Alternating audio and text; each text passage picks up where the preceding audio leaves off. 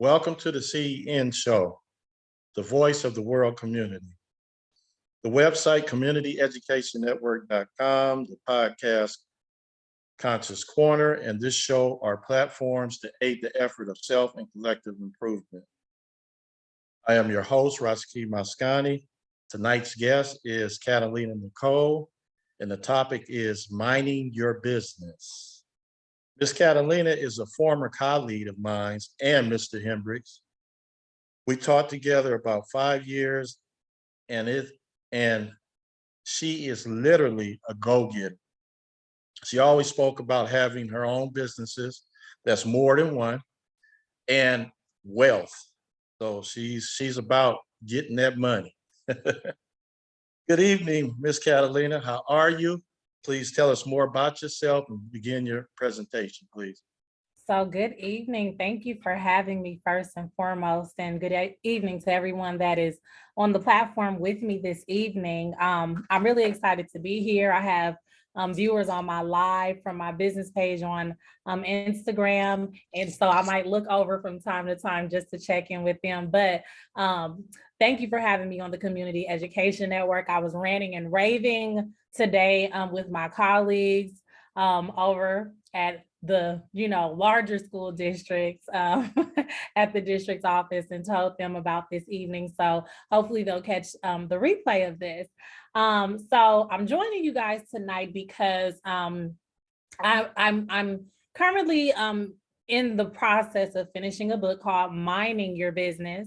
Of course, I'm an educator at heart. I love educating.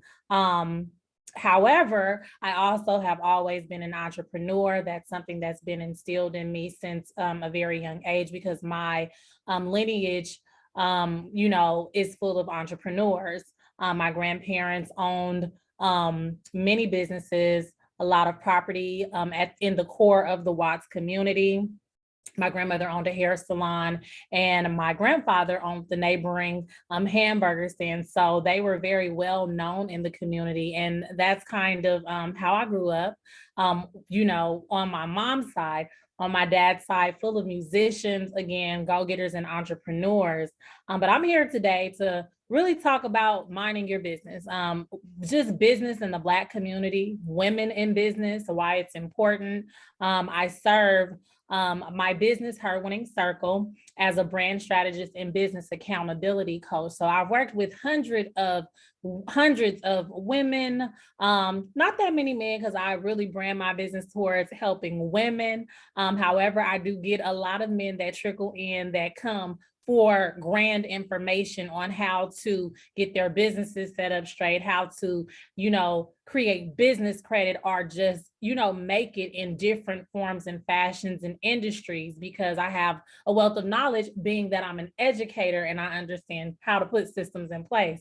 So as a brand strategist, what I like to do is really, people can easily start a business. You can start a business. However, that's only half of the journey, and that's not even really half of the journey. A lot of times what you need to do is you need to understand not how to start a business, but how to make your business boom. And that's what I do as a brand strategist. I teach people literally how to keep clients and customers coming back to your business for more. So anybody can go get a business license. Anyone can go down to the city and say, okay, I want to get a DBA. Anyone can get an LLC, but it's not about having the LLC or having the business or anything like that. It's about what you do after that. It's about the connections you make. It's about the community. That's what it's about. So I teach branding. I teach, how to identify who your target audience is so that you may be successful. I teach, just the psychoanalytics of being able to have a successful business.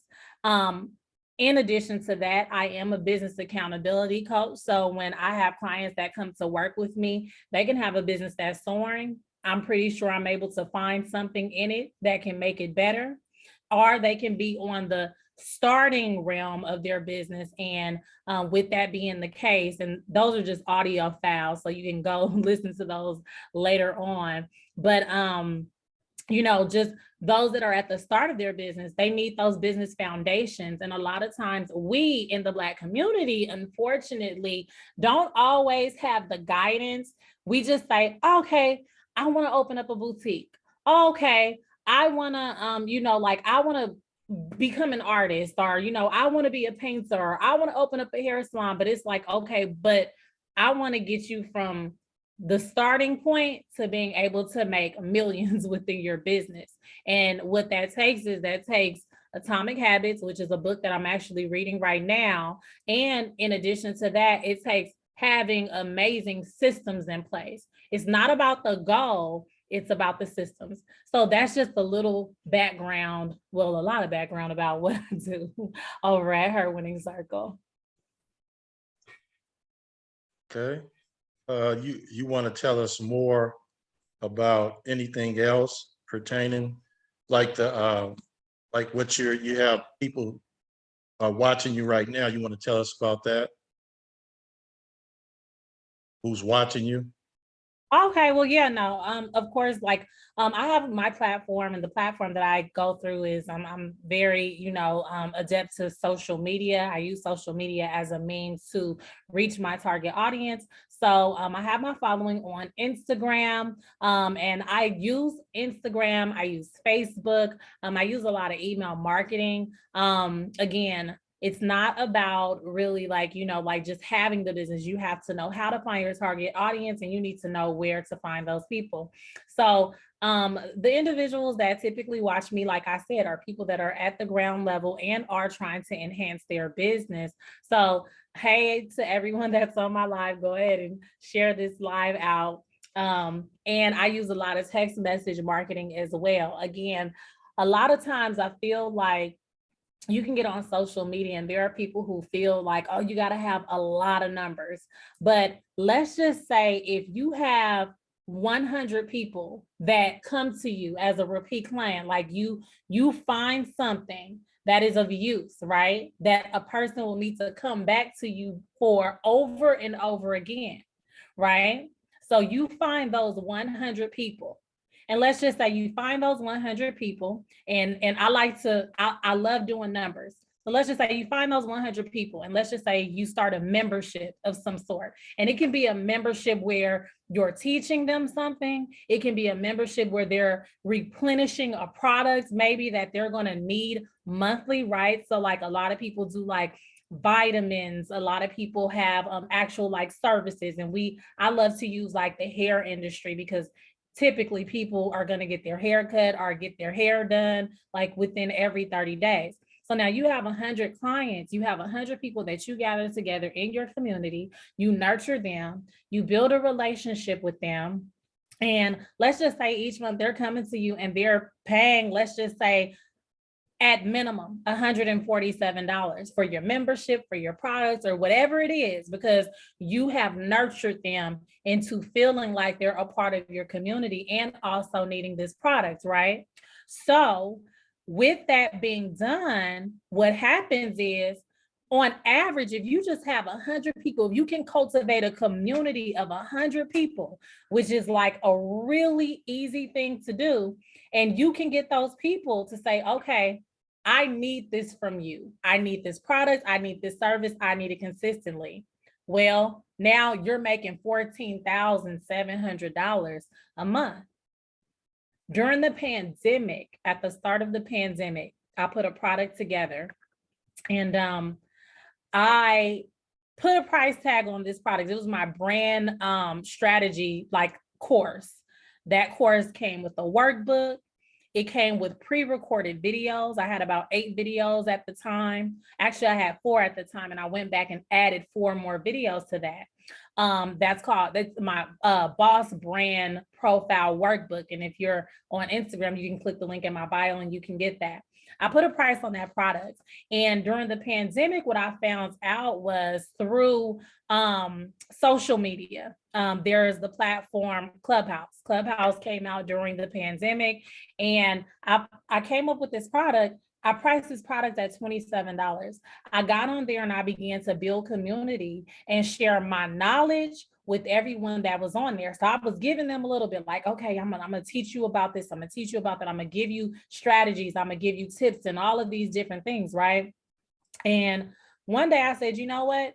I'm going to go on there and I'm going to give them some content. So I went on and I gave everyone, and I think I may have had like 200 and something odd people in the room. So I was a speaker. I had a couple of people supporting me, and I had a link in my bio. And when I put that link in my bio that linked to my product, out of those 200 and something odd people, and I mean, I was on Clubhouse for no more than an hour, but what I gave them was I gave them a strategy on how to build out their content for an entire month for their businesses. And I also gave them specific ideas and details on what they could talk about in their social media posts. So I just gave them that information. Free information is planning for me. So I already had it. I just got on and told them what I was doing. And then I said, okay, now if you want to know more about branding, go ahead and click the link in my bio and get this workbook. So I had a little bit over, and this was in an hour. I think I had a little bit over over 120 something odd people who bought that product. And that was like my first product that I launched during the pandemic. And that was just sitting at home. I was bored. I was like, okay, let me do this. Let me see how this is going to work out. And I already have the product. In less than an hour, I made over $3,000. And I never left my living room. And that's what that's what having a business is about. You have to know the right moves to make, when to make them. You got to have something that people need, something that you can give them that they feel like they can't, do themselves or provide themselves. And that's why, everyone in this room, for the most part, has a background in education, to my knowledge. We as educators, I always tell educators, like, you have something of value that a lot of times you don't even take advantage of. You have something of value you don't take advantage of. Everything that we have up here, if we put it on paper, right? Because, I was an English teacher. So if we put it on paper and then we put a price on it, we can sell that because that's knowledge. That's knowledge that someone needs. And we do it every single day. We do it for free. So, that was my experience, and that's what I did with my business. And it made me so excited. And then it was just like, I was like, okay, now I'm on a roll. Now I have cultivated a community of people. They bought this product. Not only did they buy the product, they were pushed into my email list. So now I have over 4,000 and something odd people into my email list. If I record this and I'm giving tips, right? I'm giving tips through this. I can record this. I can package it up with some type of strategy sheet, some type of workbook. I can put a price tag on it and I can sell this as a replay. So a lot of times that's what I do. Like, I'll do my lives. I'll get on my live. I will teach people. Don't catch the live typically, but people love the information that I'm able to provide them as it pertains to their business. So I teach business credit. I teach wholesale real estate. I do everything because the business is called Her Winning Circle. So I'm like a serial entrepreneur. I do a little bit of everything. I do editing. I do music engineering. I take pictures. Like, I just, I love life that much that it's just like whatever direction the wind blows in, that's which direction I'm going to go to. But I'm always going to come back to teaching, because as I'm outside doing these various things, I'm learning things. Tax season just passed. My mom has a tax company. I often support her. She has her small pocket of clients. She's retired now. Tax season, she made $35,000. I'm like, okay, cool. Then I was like, well, come on the platform, Mom, and we're going to give them some strategies and some tips. You're going to get some more clients. And then we put a workbook together, a tax workbook, and she was able to make another like over $10,000 off of something she put together in terms of a workbook, just guiding people through how to go back and check if their taxes are good, what they should look for, what things that they, what can you write off if you work from home? And this is knowledge that people need. But a lot of times they're not going to just go on a platform or go on the internet, or they're not going to go get that book and read that to try to acquire that information. We live in a society where everything is instant. Like, people like instant gratification. It's instant. So they want it at their fingertips. So I take knowledge, I sum it up for you, and I give it to you in a way that you can take it in, faster. So Yeah, those are my people over on Instagram. You know what? When I first started doing the podcast, right before that, you and I had a conversation. And it's one thing that we talked about when it came to relationships. And you made an excellent point about the representative. I just want you to touch on that a little bit because it was excellent, and I think people really need to hear this. Even Yeah. though, Hey, even I don't though even remember. you remember talking about the representative enter when you meet somebody and enter into a relationship when you're first courting somebody, and you say you show up with your representative. Oh yeah, you definitely showed your. So, can you speak on that a little bit before we go to the I panel? don't remember exactly what the conversation was, but I Uh, mean, let's just, like if we're being honest, so that's just like, for example, I teach people how to build their personal brands, right? And even I say relationships are like you build a personal brand and you show up, as this brand, and you're trying to get someone to really just like be attached to who you are, when it comes to branding and business, like what you sell, right? So you show up as what you believe they need. That right? Is that what we were? It was kind of in that realm, right? yeah, yeah. It's like you have a representative, and then after that, once you into the relationship, is that representative kind of leaves. But Well, yeah, once you get seasoned in this whole, relationship thing, and I always tell people, I say, hey, like, are you dating somebody? Yeah, I'm always dating my business, right? I'm dating my business always, right? Dating my career. But yeah, over time, um, if you're not dedicated to how you show up, that representative can leave. But what it takes consistency and dedication and how you showed up. You hear that phrase where people say, how you start is how you need to finish. And I believe that to be 100% true. How you start is how you need to finish. If you're going to start strong, you need to start strong. If you're going to start, and you're going to be consistent, you need to be consistent all the way through. So I think that's, just cognizant of that whole idea of like, how you show up, like I said, when it comes to like branding. Oftentimes people start a business and they show up and they're excited about it in the beginning, but they fall off from that excitement because really they're not excited about it. It's just something somebody might have told them, hey, you do a really great job at this. And they're like, oh, people tell me I do a really great job at this. And it's just like, no, I need you to get to know yourself so you really truly know what it is that you like and you need, right? Or what you like doing and what you enjoy doing. And then you need to maximize off of that. And you need to be consistent with that. And you need to follow through with that. okay. Well, I wish we had that recording because it was an excellent conversation. Matter of fact, I have it, and I thought it was on the website, but I didn't see it. So I'm gonna have to go back and look again. But that was an excellent conversation we had. It was about a year and a half ago. Oh Excellent yeah. conversation. Yeah, Look, a lot has happened in a year and a half. Look, I'm like, yeah. don't remember exactly. Okay, so what we're gonna do, we're gonna go to the panel. I'm gonna start off with Professor Ra because he may have to leave soon. Professor Ra, Yeah, questions, comments? yeah. First of all, appreciate what you said. If I understand it correctly, I very, very impressed with you developing this business of helping people start businesses and helping them be successful and encouraging them in the personal dynamics that goes with start a business, the motivation, the commitment, not being afraid to fail, to get up and do it again, all those dynamics. When you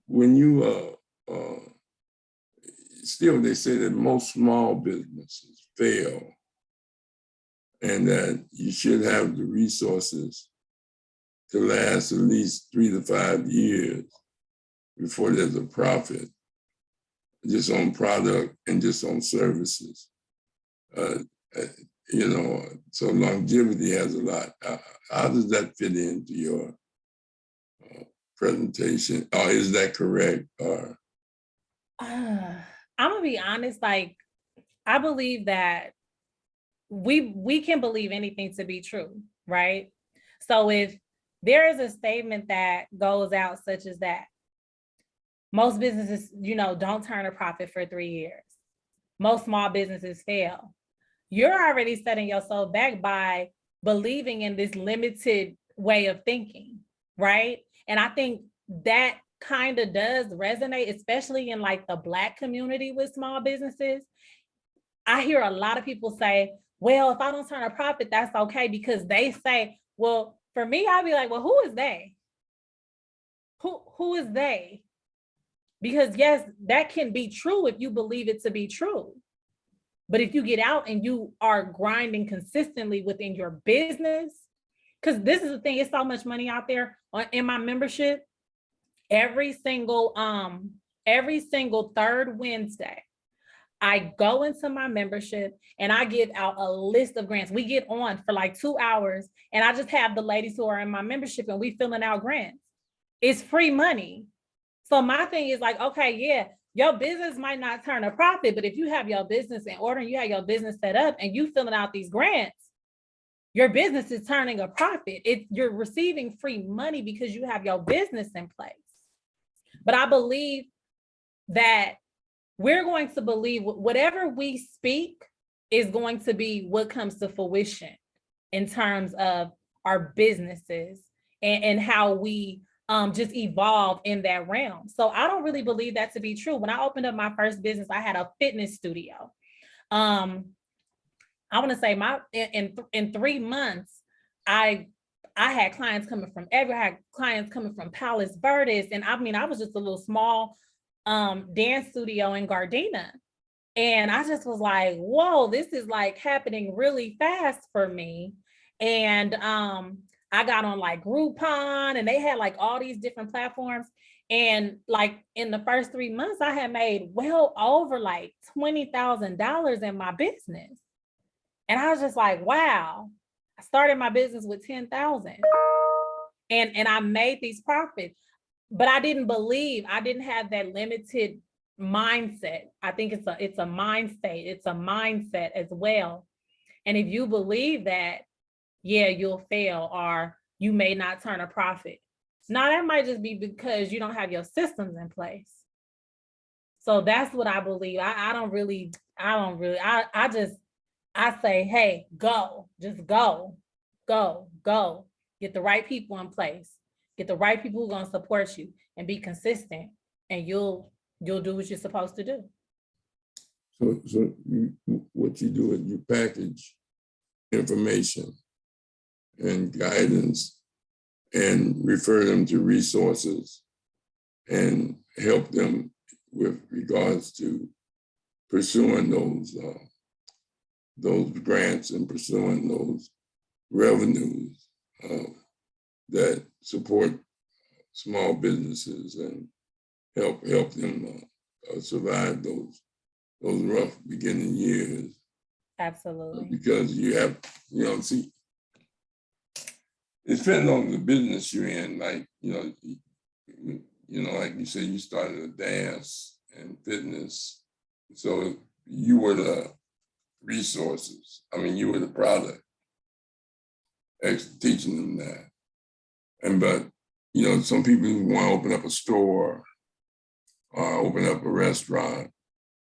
It's a different from a single individual product.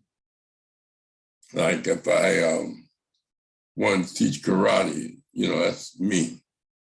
Mm-hmm. You open up a school and you pay, you teach it, you do it all, But when you opening up businesses that you want to blossom, eventually have employees, what strategy do you think would help people? Listen, I'm for the number one product is to me is sugar and salt. You know, I mean, people are addicted. You know, you sell them salt, they need something to drink, something sweet, eat food and all that. Yep, But absolutely. that's a challenge.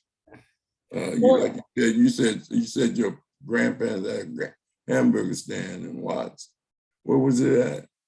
On Compton Avenue, right across the street from what is now 111th Street School, but it was called Floyd Noy Elementary back then, when my grandparents had their business open. And we still own the hair salon. It's just not open. It's still there. We'll probably never sell it.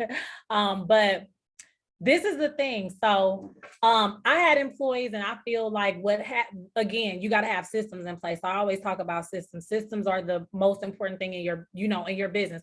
Now, on the marketing side and selling side, right? If you say, okay, sugar and salt is these are the two most important products, right? So when we think about what's that, is it Morton's, the Morton salt, the little girl with the umbrella, right? Yeah. For me, it's branding. When we have a physical product, branding is the most important thing, because when you know branding, so when you know who your target audience is, so let's just say you know who your target audience is, you're gonna sell salt.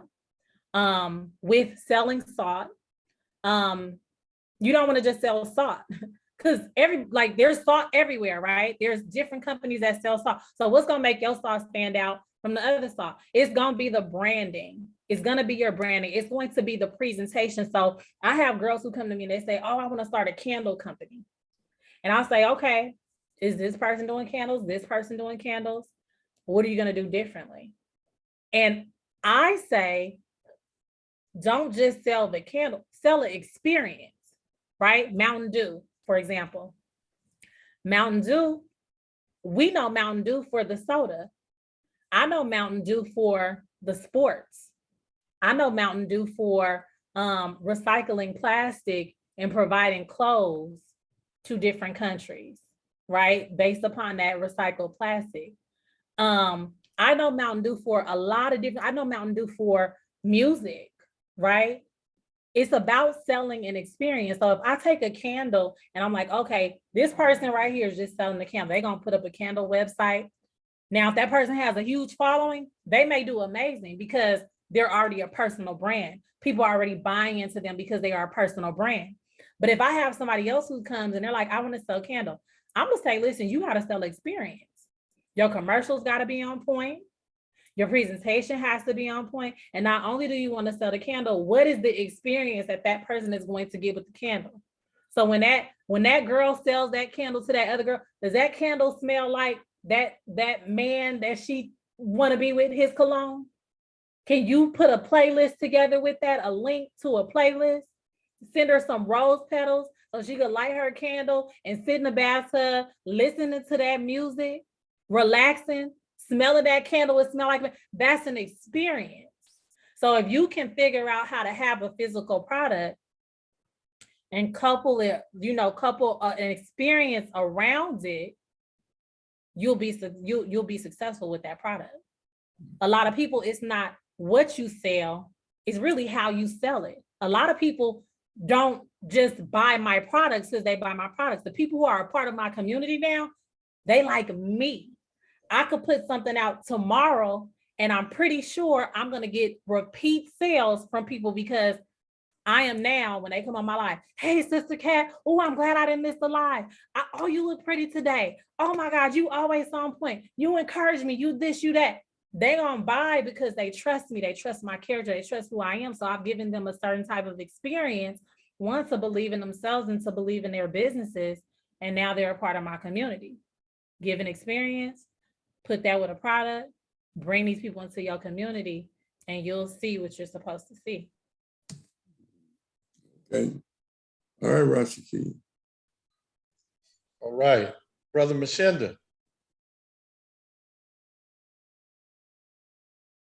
Brother Mashinda, he didn't. Okay, we'll come back to Brother Mashinda. Brother Hendrick. They both of them. They both of them could be doing something at the moment. Okay, now, what role does business plans and, let's say, there are people that dream about starting businesses, but they don't know, they know. So do you put any emphasis on developing plans, business plans? Yeah. Budgeting and all of that? Absolutely. Because most people, businesses fail because they use the revenues for their personal life rather than putting it back into the business. So how do you deal with that? When it comes to business, when you starting a business, you got to keep that separate.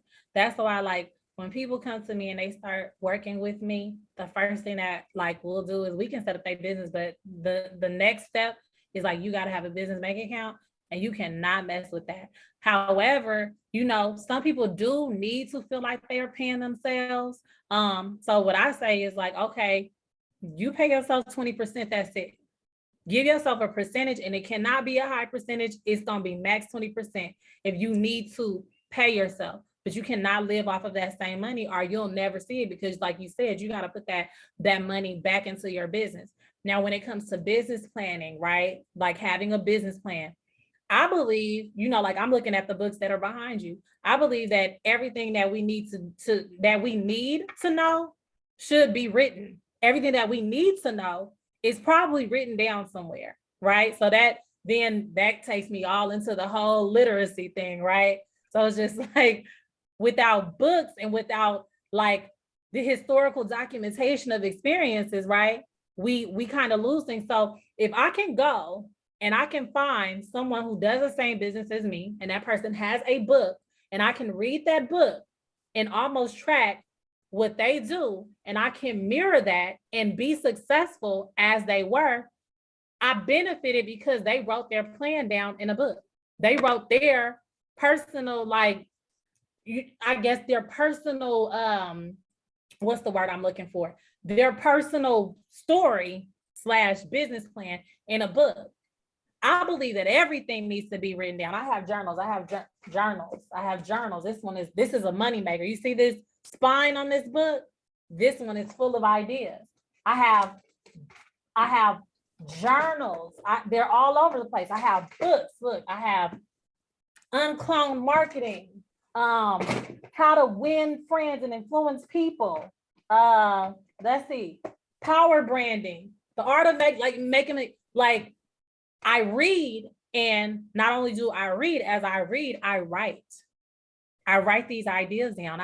You have to have a business plan, because a lot of times what I also see is a lot of people, they'll get on with me. We'll be doing our virtual coaching calls, and they'll be like, I want to do this. I want to do this. I want to do this. I want to do this. I want to do this. And I'm just like, listen, you got to focus on one thing. And you got to flush that one thing all the way out. You need to map it out. You need to write it down. Not only do you need to write it down, you need to set some goals. Then you need to flush those goals out. And you need to create an action plan. Not only do you need to then flush that action plan out, you need to attach some people to those action steps, because if you're doing it all yourself, you're probably spending too much time doing it, and you're not moving at a steady pace, because you're thinking that you can do it all. You got to put systems in place. You got to put people in place. So a business plan is it's so essential, because it's like a map. It's a map.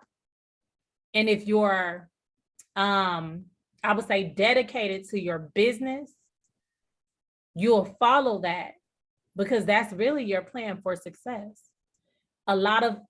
Unfortunately, a lot of Black businesses do not put together business plans. And not only do you put together one business plan, you continuously review your business plan. You should be reviewing your business plan every single quarter.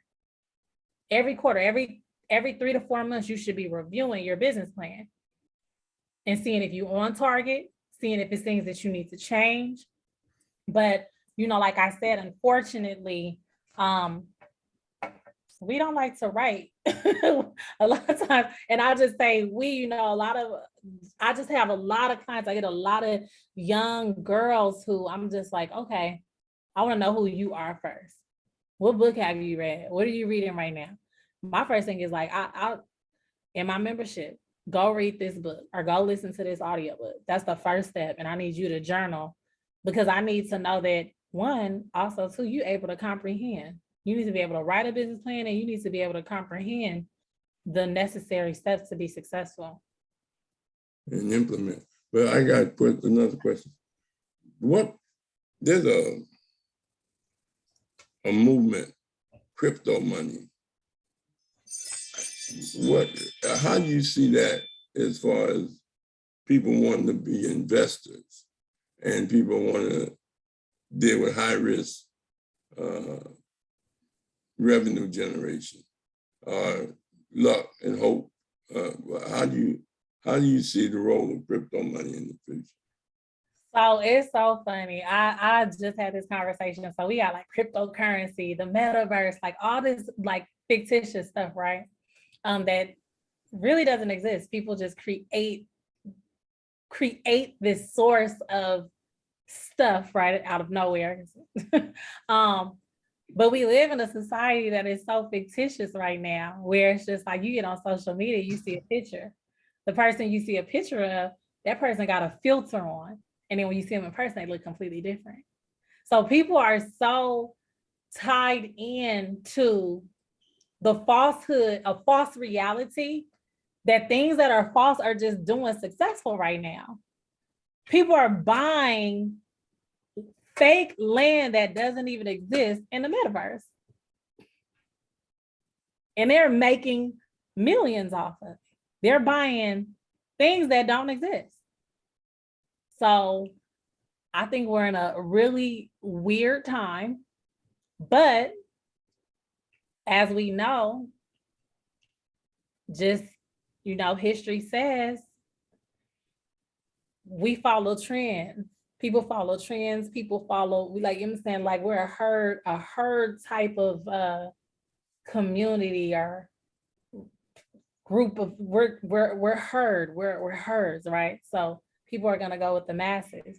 So if you go with the masses, but while you go with the masses, you thinking from various perspectives and you stand like kind of 10 steps ahead of the masses while also being a part of it, that's how you win. So the people who are winning in these spaces are people who like really dive deep, understand it, and they figure out how to maximize it and benefit from it before it crashes. Like when that Dogecoin thing came out, everybody's like, Dogecoin.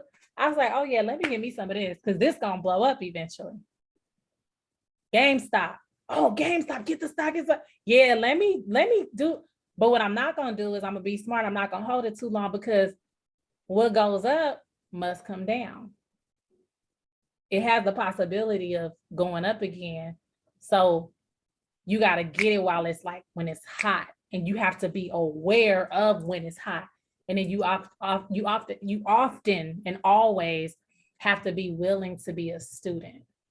Okay, question. So Understand? you're from what I'm getting, crypto is sort of like stocks. That's what you're saying? Well, stocks is different though, because stocks is actually something that exists. It you know, like crypto, it's like stocks, but I don't see it to be the same because I can buy stock in like Apple. Apple exists. I can go into the Apple store. Like my son, he likes that Roblox game that all the kids are playing.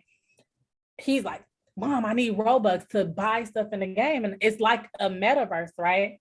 And I'm like, this doesn't even really exist. It's a game like this. It doesn't exist, but you want to spend money on it. So I'm like, okay, cool. We're going to do that, but we're going to buy stock because as much as you play this game, we need to have stock in it.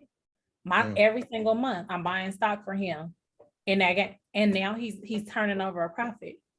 Like it's crazy. So I don't know. We're in a weird time.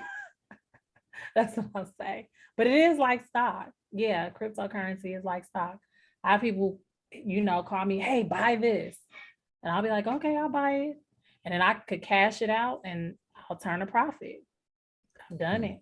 How many of your followers are out of state and how many are local? It's so interesting. Majority of my followers and my clients are out of state. I have clients in like Jamaica, Africa, like I have clients all over the world. And unfortunately, and that's just so interesting. And I think it's just the culture here. A lot of my clients are not here in LA. They're not here in California. I have, and it's so interesting too, because and like I said, it might be the culture. I have a lot of clients that are like in like New Jersey. I get people from the South, like Texas, Houston, Dallas. So it could be a cultural thing. I think here in LA, especially like my target audience, the group of people that I serve, the clients that are here, my clients that are here in California are typically anywhere between the age of like, I would say like maybe like 43 and 54 in LA. My younger clients are like typically from like Atlanta, Houston, Dallas, Florida.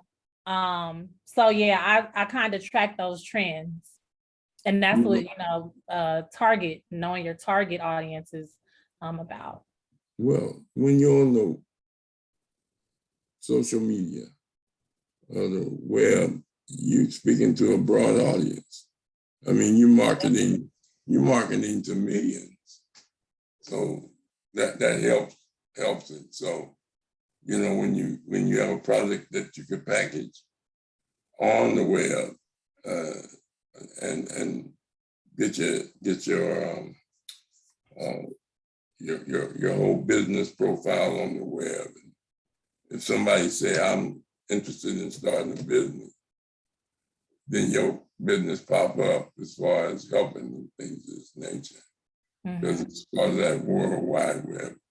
But thanks for the info. Okay.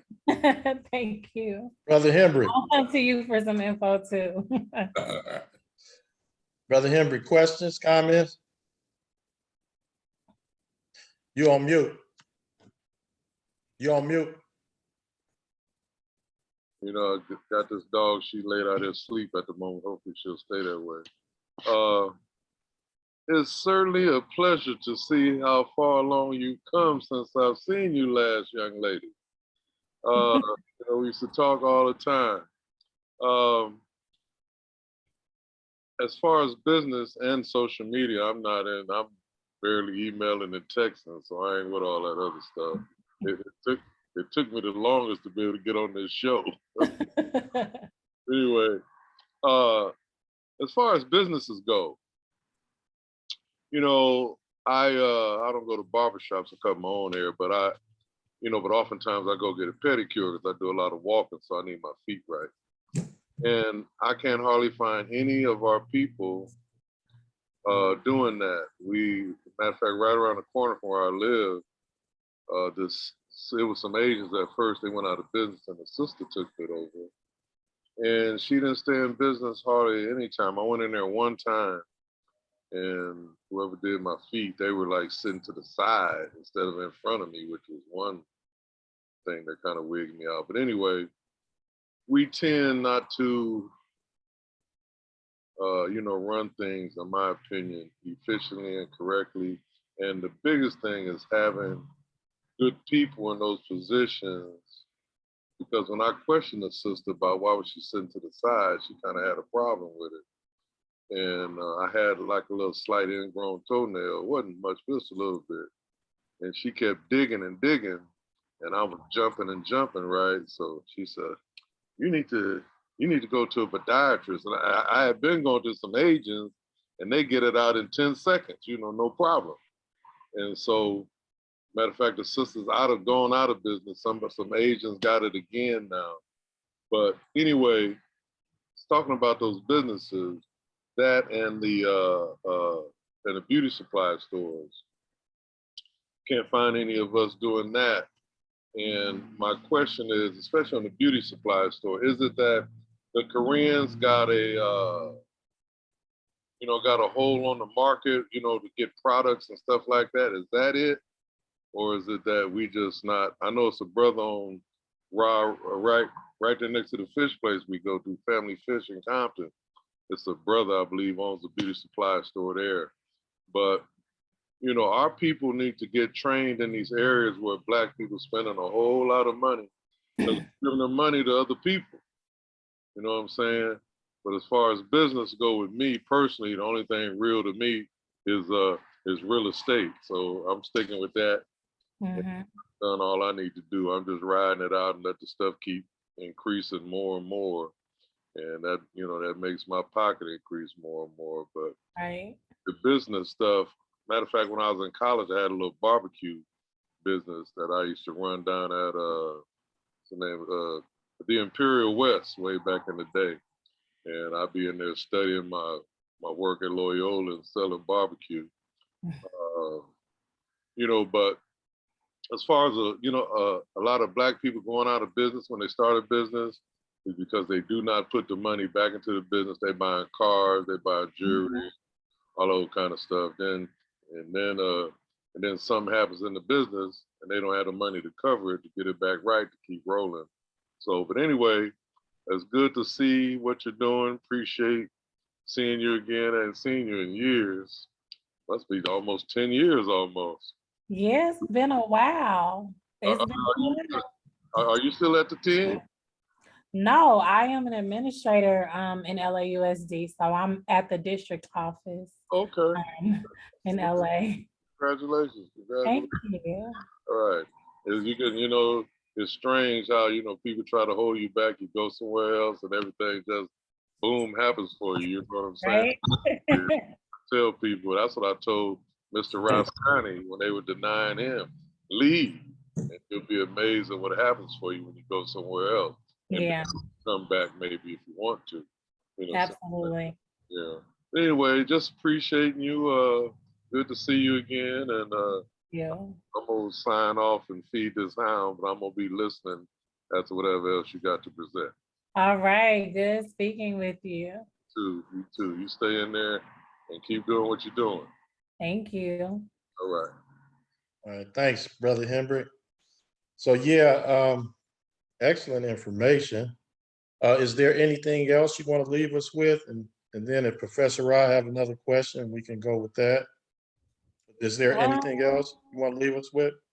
Well, just I'll say Um, for anyone, that watches this, or watches this later on, start that business. Start that business. Go for it, whatever it is.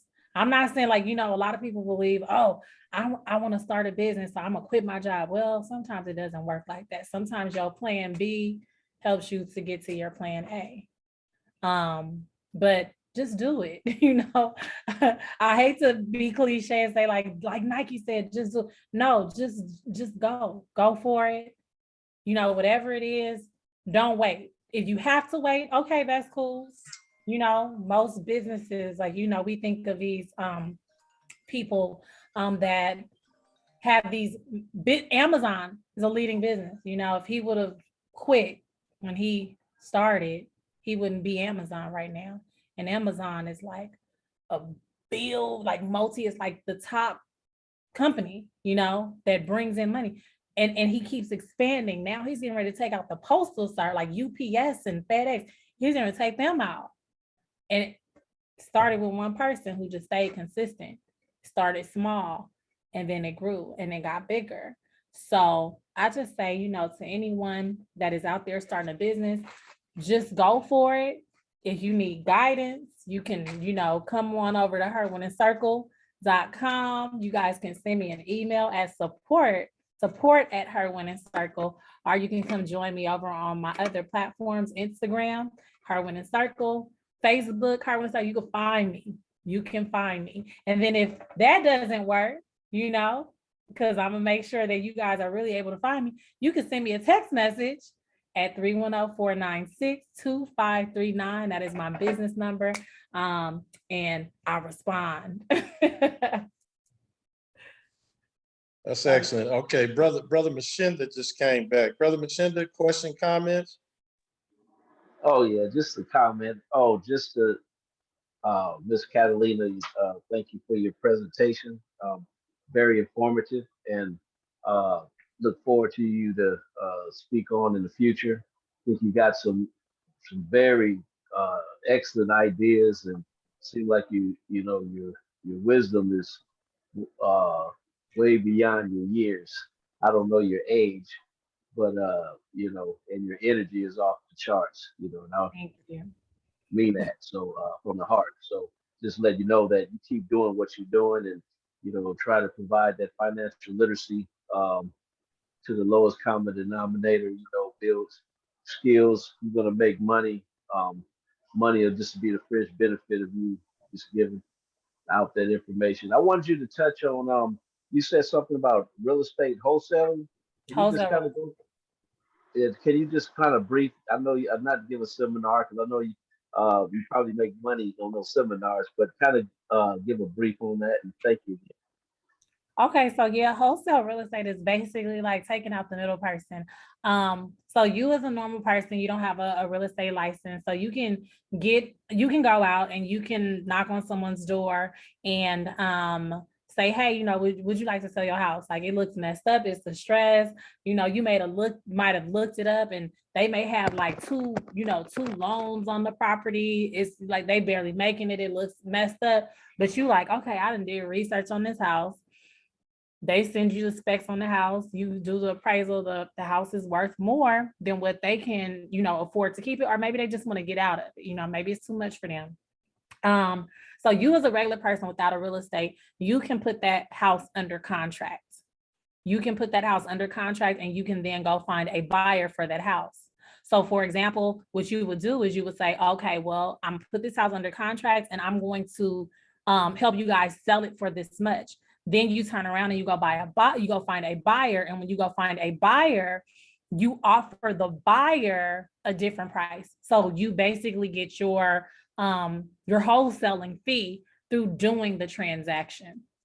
So that's like the simplest way that I can explain wholesale real estate. You can do it like I do wholesale real estate here in California. I've sold properties in other states. There are a few states where you cannot do wholesale real estate, or you can only do like one contract, but you can do it from anywhere and you don't need a real estate license to do it.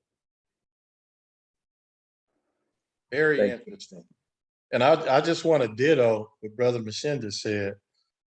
Since I've known you, your energy has not changed. And it's the same, but it's good though. It's excellent. So I really appreciate you coming on here. Professor Rod, anything else? You're on mute.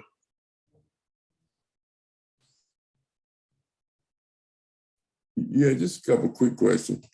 We have a lot of rappers and professional athletes. And have you ever tried to deal with, are any of them your clients as far as starting businesses or how to handle their money? Have you ever tried it? So not in the aspects of business, but I do work with artists. It's different, different groups of people have different mindsets. And different groups of people like will come to you for different things. So for example, I've done like artist development. So where I'm just working with the artists strictly on their music. I think people gravitate towards what they need, right? So I like have a brother, he played overseas. I'll talk to him, about, business and stuff like that. He's not gonna listen though. But not really. I mean, I have, but not really. Like literally, like the audience that I think that I market and my target audience mostly consists of women. Like even right now, I'm helping a young lady start a nonprofit where she's going to be mentoring younger girls who are like in high school in terms of how to start their businesses, like building their business plan and stuff like that while they're young, so that they always have that, they're building up towards it. So, I mean, I know I could. I just think I don't think I've explored it yet. But they got Black professional athletes and Black women professional athletes, as well as those that have money. I mean, big money. I mean, through inheritance or just that. Now, the issue of, you have a challenge, and I like the way you say you're helping a young lady develop a mindset in young girls to think business. Most of the challenges we have is we don't come up with a business mentality. We come up as laborers, workers, goods and services versus just entrepreneurship. And so I applaud you on being able to help people get into that arena, because it's such a challenge, because the public schools does not focus on entrepreneurship. No. And now, what about teaching them about their taxes and liability insurance and all that? Is that part of your product too? Yeah. So like on my platform, in my membership, I do bring people in that talk about different things. So I teach, like my mom does taxes. So she has spoken to them. I have people come in and talk about real estate. I teach my clients how to purchase deeds to property. I mean, we do it all. Like for me, I'm just like, okay, it's the winning circle. You may be coming into my platform to build your business, but ultimately, like we were saying in the beginning, a lot of times what happens is people don't have that financial backing to fund a business. So it's like, okay, well, you might not have a financial backing to fund your business, but I'm gonna teach you some things that's gonna make you money. And then in turn, what may happen is you may not even really be even interested in your business. You might just turn into a person that ends up just saying, oh, I'm gonna buy deeds to properties and flip these properties.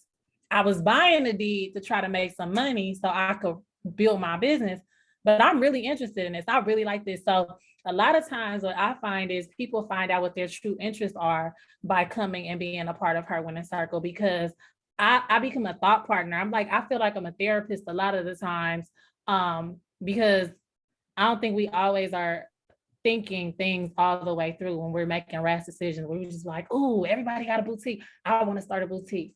You really don't want to start a boutique. It just looks good when someone else is doing it.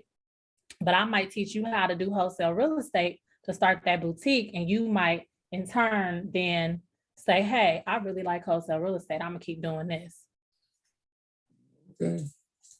Well, appreciate your presentation. Very eye-opening. And what year did you start Long Beach? I started Long Beach in 2001. Yeah, I talked to them. Yeah, you were there. I'm telling you, you did. You definitely did. With Professor Mandy was there. Piper Mandy. Yep. She made her transition. Oh no. Yeah. Oh. Yeah. And now the other thing, what administrative position you have at LA Unified? So I work for the Academic English Mastery Program. So we serve predominantly the African-American students, but we do so by the way of dealing with literacy. We serve the standard English learners. So I work with Dr. Noma Lemoyne, Sharaki Holly. Oh, you with Shiraki? Yep. Shiraki's in LA Unified now? Well, Yeah, he's not in LA, but he's doing the work through his company in LA. Okay, because he used to have the school class my daughters went to. Yeah, he's excellent. Yeah. Yeah, no, he's absolutely amazing. So that okay, excuse me. Can you hook me up with him, please? Okay, Yeah, yeah, yeah. All yeah, right. I'll see him definitely. soon. We'll see him really. I'm gonna be contacting his people actually to go ahead and contract book him for upcoming institute. Okay, well, good. I got a daughter that's a teacher in a high school in LA Unified. Oh, you need to connect her with me because we're gonna need some people. We're gonna be doing some hiring in our department. And then my son's a principal Oh, at Pathway. oh yeah, that's right. That is your son. I Yeah. met him at one of my friends that I went to school with when I got my master's. She works there as a teacher and she did an event at her house and he was there. So that's where I met him. Yeah, uh-huh. Yeah. Yep. He's into business. I connect with him. I need to connect with him too, because I would love to do something through Pathways for the young girls. Because since I'm bringing this girl up with the nonprofit and she's going to be teaching these business tactics and different things like that, that would be a perfect thing to connect on. All right. Excellent. I'll let him know. Yes, definitely. All right. Okay, it's excellent, excellent. I appreciate everything you've done this evening, You are Miss so Catalina. welcome. You are welcome. And next week we got TJ Swag. It's one of my nephews. He's a aspiring musical artist. He's 18 years old, so we're gonna have a youngster on, which is good. Nice. I'm gonna interview him, so that'll be good. So you welcome anytime, and you know how to get on now. Absolutely. We here almost every Monday and every Wednesday. Okay, that Yeah, sounds good. I'm yeah. gonna have to really check it out. I'm gonna need you to start streaming this thing through YouTube. I'm gonna have to teach you how to go ahead and connect that because you could do Zoom and YouTube at the same time.